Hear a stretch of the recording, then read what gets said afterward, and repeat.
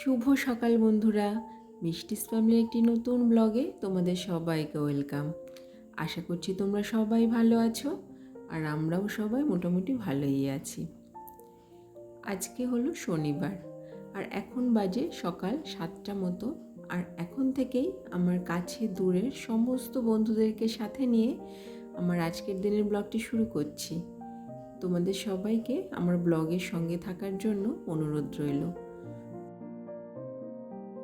আজকে একটু দেরি করে ঘুম থেকে উঠেছি, এই 6:30টার দিকে।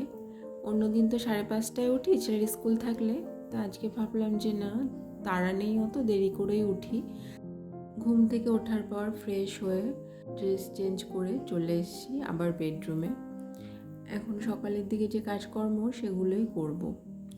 আজকে ভাবলাম যে বেডটা সেট করার আগে একটু ভালো করে বেডটা চারপাশটা মুছে দিই। সময় তো হয় না প্রতিদিন এগুলো করার, তাই ভাবলাম যে বিছানাটা গোছানোর আগেই এই কাজটা করে নিই। না হলে একবার যদি বিছানা গোছানো হয়ে যায় আর তারপরে না এই কাজে আর হাত দিতে ইচ্ছাই করবে না। আমার এই বক্স খাটটা তো প্রায় 12 বছরের পুরনো, ওই জন্য কালারটা একটু কেমন হয়ে গেছে।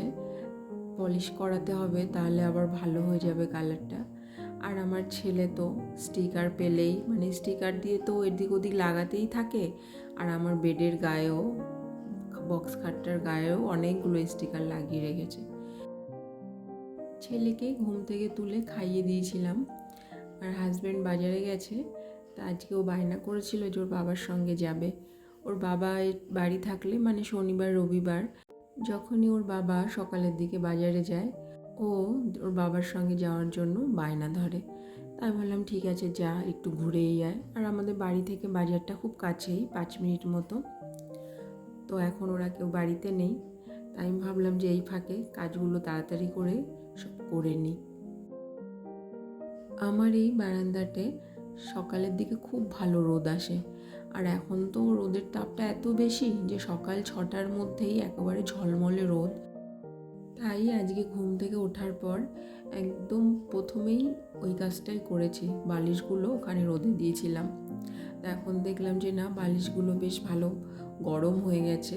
আর মাঝে মধ্যে বালিশ এইভাবে রোদে দিলে দেখবে বালিশের তুলোগুলো ভালো থাকে।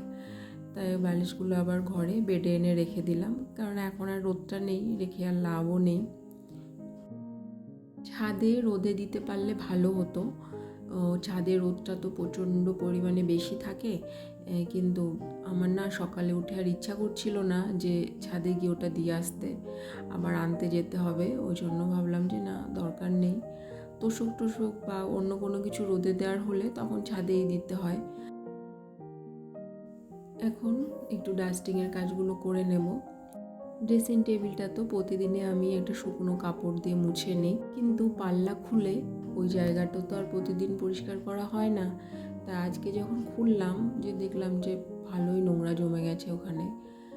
আসলে যে দিকটা না তাকাবো সেই দিকটাই ওরকম অগোছালো পড়ে থাকে। অনেক কাজের মাঝে সব সময় তো সব কিছু করা হয়ে ওঠে না, তাই না? তাও যতটা সম্ভব চেষ্টা করি যে সংসারের অন্যান্য সব কাজ সামলে, বাচ্চা সামলে নিজের বেডরুমটা ক্লিন রাখার, পরিপাটি করে গুছিয়ে রাখার। তো সকালের দিকের কাজকর্ম মোটামুটি হয়ে গেছে। হাজব্যান্ড বাজার থেকে চলে এসেছে কিছুক্ষণ আগে, আর আজকেও বাজার থেকে কিনে এনেছিল পরোটা আর ঘুগনি। তা সবাইকে দিয়ে দিয়েছি ওর খাওয়ার জন্য, এখন আমি টিফিনটা করে নিচ্ছি। তাই আজকে না আর ব্রেকফাস্ট বানানোর ঝামেলা বাড়িতে করতে হয়নি। শনি রবিবার একটু অন্য রকমের ব্রেকফাস্ট আমি বানাতে চেষ্টা করি, কিন্তু আজকেও কিনে এনেছে বলে আর ওটা করতে হলো না। টিফিন করার পরে 15 মিনিট মতো রেস্ট নিয়েছি। তারপরে এখন চলে এসেছি কিচেনে এসে সবার আগে আমি ডালটা করেছি। অন্যদিন তো মা ডাল করে, প্লেন ডাল করা হয়। তা আমি কালকে রাতেই মাকে বলে রেখেছিলাম যে মা, কালকে ডাল তুমি করবে না, আমি করব। পেঁপে দিয়ে ডাল খেতে ইচ্ছা করছে।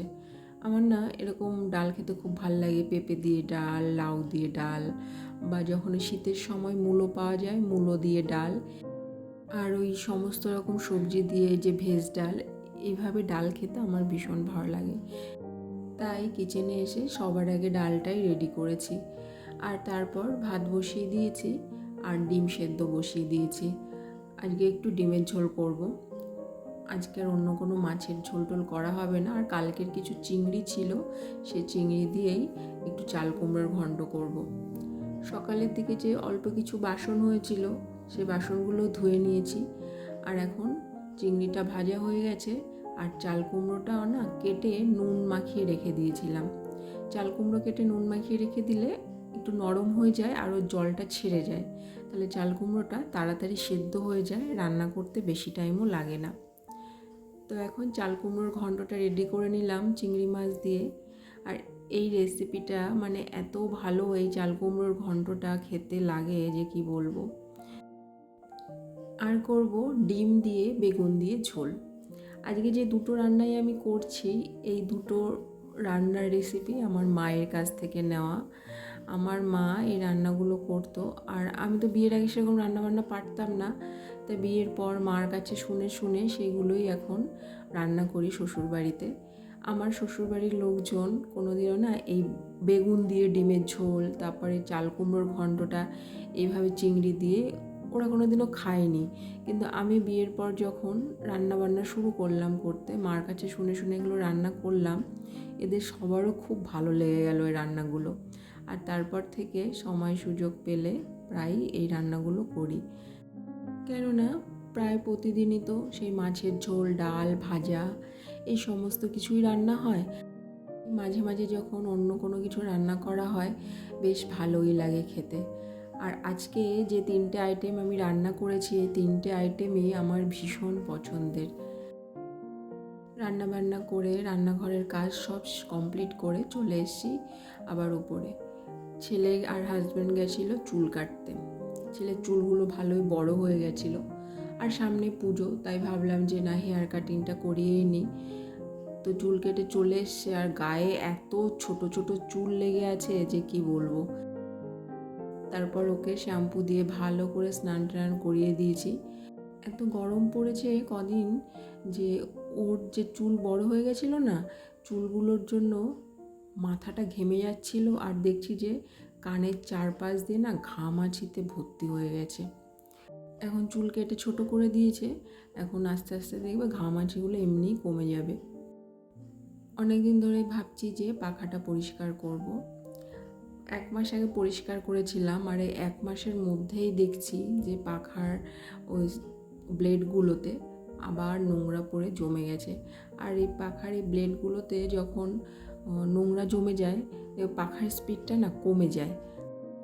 প্রতিদিন এটা সেটা কাজের মাঝখানে না সময় হয়ে ওঠে না, তাই ভাবলাম যে না আজকে করেই নিই। সময় বের করেই তো কাজগুলো করতে হবে, কেননা কাজের তো শেষ নেই, কাজ তো থাকবেই। আর তার মাঝখান দিয়েই আমাকে সময় বের করে সব কাজগুলো একটু একটু করে করে নিতে হবে। ফ্যানটা পরিষ্কার করার পর বেডরুমে একটু ঝুল জমেছিল, সেটাও পরিষ্কার করে দিলাম। আর এরপরে চলে যাব স্নান করতে। তোমাদের সঙ্গে আবার দেখা হচ্ছে বিকেলবেলায়। এখন বাজে বিকেল 5টা মতো। শপিং করতে এসেছি হাজব্যান্ড, ছেলে আর আমার শাশুড়ি মা। এর আগে আমি 2 দিন শপিং করেছি, কিন্তু তোমাদের সঙ্গে ওই 2 দিন শপিংয়ের কিছুই শেয়ার করিনি। তো আজকে যখন আমি এসেছি সবাইকে নিয়ে, তো আমি ভাবলাম না আজকে তোমাদের সঙ্গে শপিংয়ের কিছু কিছু মুহূর্ত শেয়ার করি।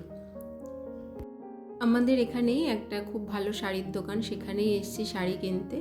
আমার জন্য আজকে কিছু কিনবো না, আজকে কিনবো শাশুড়ি মা আর আমার মা, এদের জন্য শাড়ি। তাই সেই শাড়ি কিনতেই এসেছি। তো দেখো তোমরা শাড়িগুলোর কালেকশান খুবই ভালো। আমাদের এখানে একটা নামকরা দোকান। আমার ইচ্ছা ছিল রবিবার দিন শপিং করতে যাওয়ার। সকাল থেকে তো অনেক কাজকর্ম করেছি, পরিশ্রমও প্রচুর হয়েছে, কিন্তু ও বললো রবিবারে আরও ভিড় হবে। পুজো তো চলেই এসছে, তো এসে দেখি কি মারাত্মক ভিড়, মানে লোকের গায়ের পড়ার মতো অবস্থা। তাও অত ভিড়ের মধ্যেও কিছু কিছু শাড়ি আমরা দেখলাম, আর সেগুলো আমি আয়নার সামনে দাঁড়িয়ে গায়ের ওপর ফেলেও দেখছিলাম যে কেমন লাগে দেখতে। নিজে না কিনলেও শাড়ি দেখলে না মেয়েরা ঠিক থাকতে পারে না। পুজোর আগের এই যে শপিং করার যে মুহূর্তগুলো, এটাই না খুব বেশি এনজয় করি আমি। মানে পুজোটা আসছে, এটা একটা যে আনন্দ, তার আগে যে কেনাকাটা, এই মুহূর্তগুলো আমার কাছে মনে হয় বেস্ট মোমেন্ট। তো চলো বন্ধুরা, আজকের মতো ভিডিওটি তোমাদের সঙ্গে আমি এই পর্যন্তই শেয়ার করলাম। আশা করছি তোমাদের ভালো লেগেছে। দেখা হবে তোমাদের সঙ্গে নেক্সট ব্লগে। আর হ্যাঁ, যা যা কেনাকাটা করেছি পুজোর জন্য তোমাদের সঙ্গে আমি অবশ্যই একটা ব্লগে সেগুলো শেয়ার করব। তো তোমরা সবাই আমার সঙ্গে থেকো, পাশে থেকো, আর ভালো লাগলে একটা লাইক কমেন্ট অবশ্যই করো।